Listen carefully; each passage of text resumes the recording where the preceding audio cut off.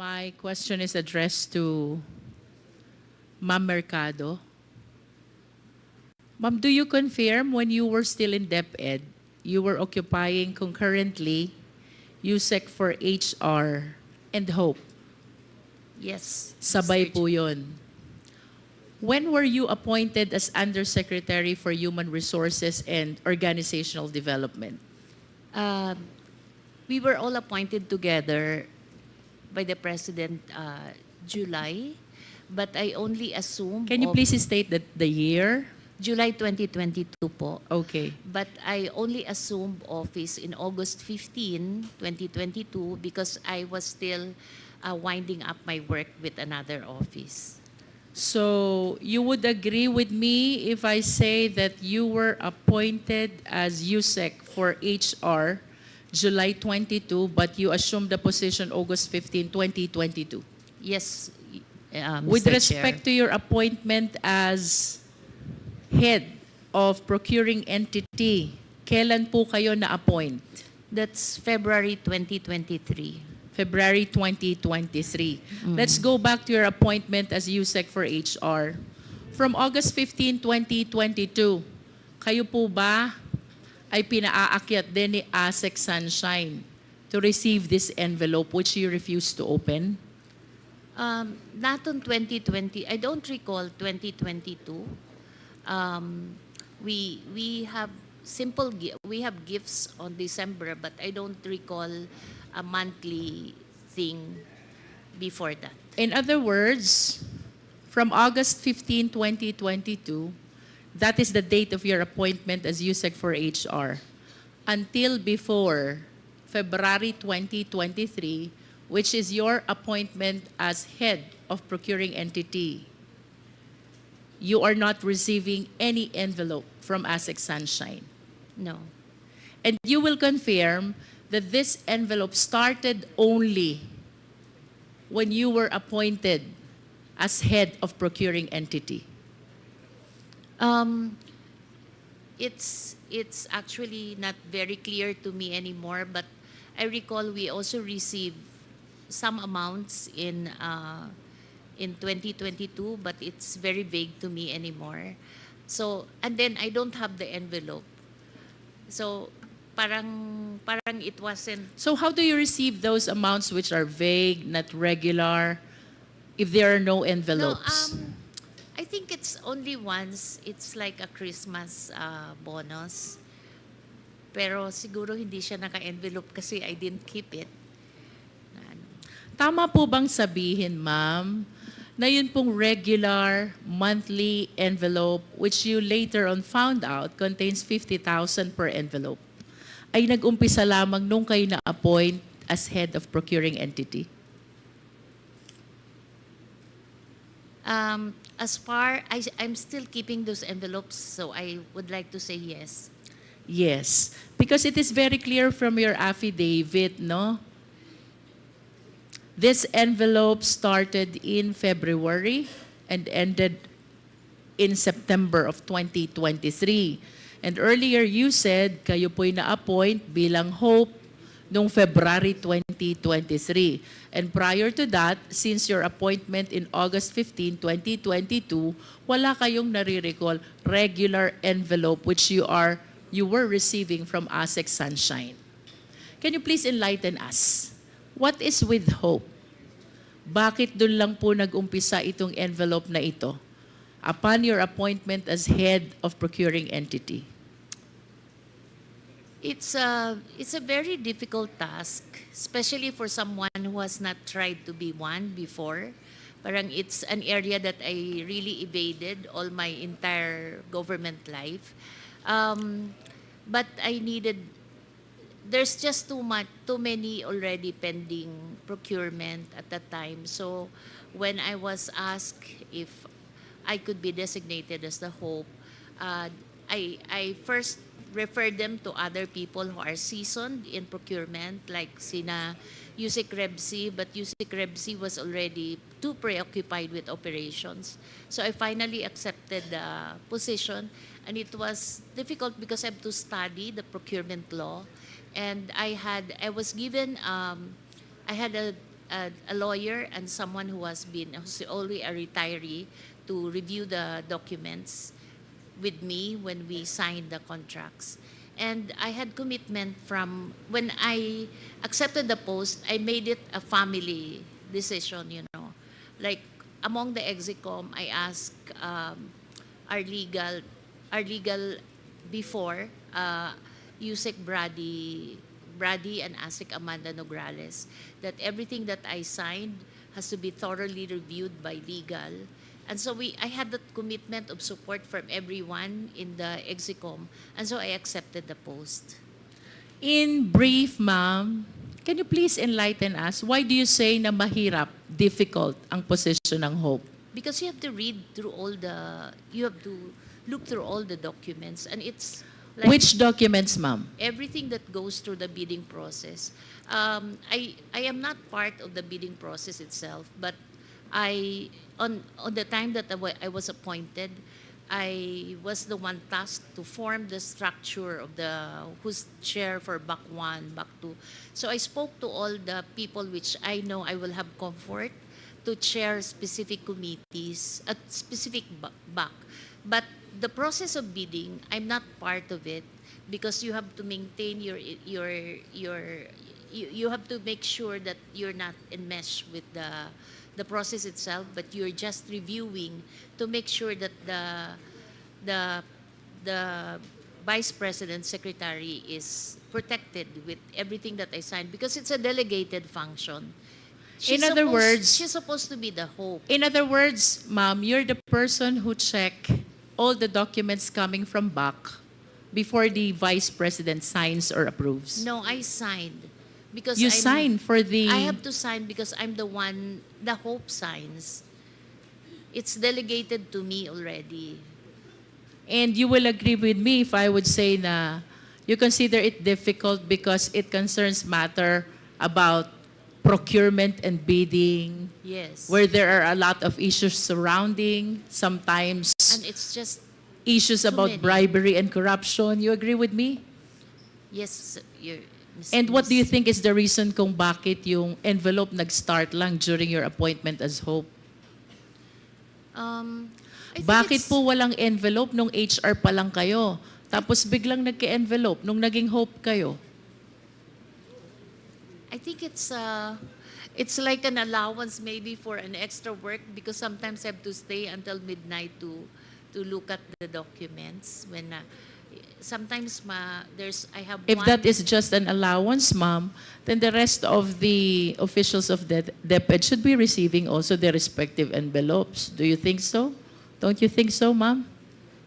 If that is just an allowance, then the rest of the officers of Deped should have their own envelopes as well. Mr. Chair, that's precisely the reason why I did not open any of it. Because I that was understand. very uncomfortable on my I understand. And that leads me to the next question, ma'am. Why were you so uncomfortable with the envelope when you believe that that is just an allowance? part. Because, Ma'am, I'm 40 years, Mr. Chair, I'm 40 years in government. The only time I have an ombudsman case is when I advised my principal not to sign an importation, when I was the deputy cabinet secretary, and I advised my principal not to sign an importation because there was no rice crisis. That's my only ombudsman. I have to protect that name. Self-made po kami. I come from Samar. I was a scholar since I was grade 1 until I took my PhD. So I have all reasons to protect my name, Your Honor. And I'm in the home stretch of my career. And then I'm being thrown into that position, which I have no control because I'm only studying it. So that's my... Ma'am, I wish to remind you of the terminologies which you mentioned already, with all due respect po sa inyo, no? Because I want to elicit this information from you. Kanina po sabi nyo, the position, the job of Hope is very difficult. Do you confirm? Yes, Yes. And you did not open the envelope because you feel so uncomfortable. Do you confirm? Yes. And then recently you made mention na It was only once that I had this case with the ombudsman. Do you confirm? Yes, ma'am. And you also made mention that you wish to protect yourself. Do you confirm? Yes. And the Mr. reason, Chair. ma'am, is because you believe that that envelope is a bribe. Do you agree with me? Because I'm a- otherwise, you will not appreciate the job as difficult. You will not uncomfortable opening what you believe is allowance. You will not be thinking about the ombudsman case. You will not be thinking about protecting yourself. The reason why you are considering all these concerns is because you believe that the envelope is a bribe. Do you agree? Yes or no, ma'am? It's kind of harsh word to use, bribe, because if Or should I say, oh, it is a means to influence your decision being the hope? it could be. You said yes to that? You said it could be. Could be. I wish to manifest, Mr. Chair, that on the story, on the narration of the resource speaker about this envelope she received and she refused to open until the same is donated from February 2023 to September 2023 is a means actually to influence the decision of our resource speaker being the one who approved all the decision of the BAC in behalf of the Deped Secretary. Tama po ba, ma'am?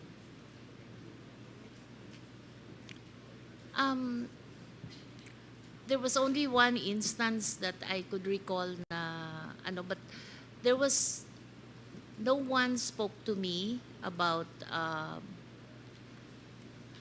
there was an instance where I tried to let a bidding lapse, but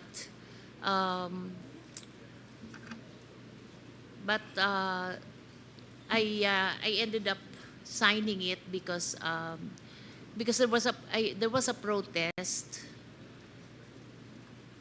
I'm not comfortable discussing it. But I wish to state for the record, Mr. Chair, that with the narration of our resource speaker, she earlier manifested that she believes that those envelopes are means to influence her decision as hope. Ma'am, I wish to invite your attention to paragraph 6. You mentioned in this paragraph that a certain attorney Reynold Monsayak suggested in the presence of 3 Deped officials na pag-usapan na lang ang 2022 budget para hindi masayang. However, you firmly asserted that the procurement must be implemented and conducted in strict adherence with the rules. Do you confirm this? Yes. Can you please enlighten us? Sino po yung ibang Deped officials present during this incident? Actually, it was one director and 2 consultants. Can you please state the names? The director was Director Resty Osias, and the consultants was Juna Soriano and Ferdinand. Ferdinand. Forgot the family name. Where did this meeting happen, ma'am? Kanino was- pong opisina nangyari to? It was not in Deped. I was having lunch. There was a training ongoing in one hotel. I don't recall anymore whether it's Linden or Discovery Suites, but it's just in Ortigas area. And I was having lunch with these people, and we were discussing a project. And then that's when I was approached. Does that project have something to do with the 2022 continuing no, fund? it was different. It was different. Yeah. But that lunch was shared with these 3 other Deped officials along with Attorney Monsayak. No, Attorney Monsayak was not part of the lunch. I think he was he probably came out from the training, and then that's when he joined us. He joined you, and then to whom did he direct what he said na pag-usapan na lang natin yung 2022 para hindi masayang? Kanino po ba niya sinasabi ito? Sa inyo o dun sa tatlong DepEd officials pa? It could be to me and the director, because Director Resty was also a member of the BAC. How about the two others? Are they members of the BAC also? No, they're not, because the consultants we were discussing a Deped Guru program. It's an app that we were discussing. And can you enlighten us? Ano po bang naging reaksyon nung kasama nating director? Her name is Director Osias. Well, I think his reaction was that parang, ba't niya sinabi yun, we're not, may other people there. I see. Parang ganon. Because those two other consultants are not part of Yes. the BAC. Yes. And did she accede to what Attorney Monsayak said? No. He's a very strict director as far as procurement. She did is- not accede. He Did not accede. Yes. And kayo po, you asserted that the procurement must be implemented and conducted in accordance with the law. You said that. Yes po. And Attorney Monsayak heard that. Yes po. And after this incident, ma'am, what happened? I left na. I left already. You left. But you recall that after some time, kayo po ay kinausap na ni Miss Sulaika, ni Attorney Lopez, the Chief of Staff of Vice President Sara. Please enlighten us. What happened during that conversation? Parang a day, mga afternoon, I got a text. When I got the text, it was a familiar text because these were the same texts that is sent to those who are asked to leave as well. So when I saw it, I prepared what I should tell them and tell her. And I prepared that I'm not resigning, but I'm retiring because I'm already at age level where I could retire properly. And so when I went there, I knew what the issue would be, because the kind of text that I received was the same text that was received by Chris Arnoco, ASEC Chris Arnoco, and the others. Who is Chris Arnolfo, ma'am? He's an ASEC also that was asked to resign. He was asked to resign for what reason, if you're aware? No, I'm not aware. You are not aware. I just get to know being an HR, and then I was their nanay-nanayan in Deped. So I get to be their sounding board and their apprehensions, because they're young people, their career. So yun yung situation. And so when I arrived at the OBP's office in Mandaluyong, sinabi na there's this issue of a teacher that is in my office and some other issues. So kinat ko na lang si Yusek Sulaika, sabi ko, in my 40 years in government, I knew that I work on trust. So if the principal doesn't trust me anymore, then you don't have to find reason for me to go. So I'm ready to resign, to retire. Here are the things that I need to do for retirement. I need to say goodbye properly to the institution that I serve well. For the record, ma'am, did you resign or did you retire? I'm being asked to resign. I did not. I retired. I You applied retired. for retirement. So when did you retire? Effective November 1. So that is 1 month No. from the supposed date when you're supposed to retire? They don't like 1 month. I was actually trying to ask for December 30, but they wanted it on that day that they spoke to me. This is 4th week of October when Attorney Sulweka I think talked to you. I'm not very sure anymore. 3rd week of with October. They want you to resign on that date? it. On that very day. On that very date. But you said, I'm not going to resign because I have to honor my 40 years in government, you know. What would I do after resigning? And how did you feel when on the Oh. third week of October you're being asked to resign? I was so devastated because I I couldn't find a reason why I will have to go, you know. What were you thinking during that time? Can you please share with us your thoughts? Ano pong iniisip nyo during that time when after 40 years of being in Deped, dedicating all your life and career in Deped, suddenly there is Attorney Zulueta asking you to resign right then and there? I was very sad. I spoke to, but it wasn't a surprise, Mr. Chair, because there were 6 people before me that went through that process. So I wasn't surprised. So what I did the night before when I got the text, I already prepared myself. But I'm human and I worked very well for the past year. So I was really very devastated with what they did to me. And that's also the reason why I refused initially to face this panel, because I said I'm so wounded as a bureaucrat. So baka So I just didn't. Siguro what was hurting is that when I left, they were trying to. Marami kasing press that was running after me and asking why I left. So my children and I flew to Guam for 3 days just to evade the press, which nandun na rin sila sa gate namin sa village.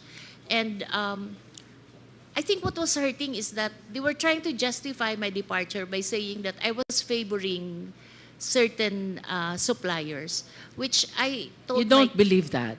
I told my kids. You reject that. I told my kids I left Deped with my pride intact and with integrity because I have not favored any. I don't even speak to suppliers. If there are petitions or things that has to be settled at Hope level, I go at the middle of Deped where it's seen by everyone, and that's where I speak to the suppliers. Last question, ma'am. Sasang-ayon po ba kayo if I would say na yung pagtanggi nyo kay Attorney Reynald Monsayak na pag-usapan na lang yung 2022 continuing fund ang dahilan kung bakit kayo pinagre-resign ni Attorney Zulueta? That's very speculative, ma'am.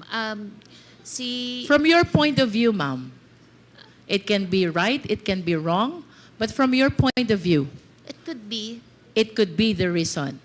Dahil tumanggi kayo na pag-usapan ang 2022 Continuing Fund, posible na ito ang dahilan kung bakit kayo pinag-resign ni Attorney Zulueta. Thank you, ma'am. I submit, Mr. Chair.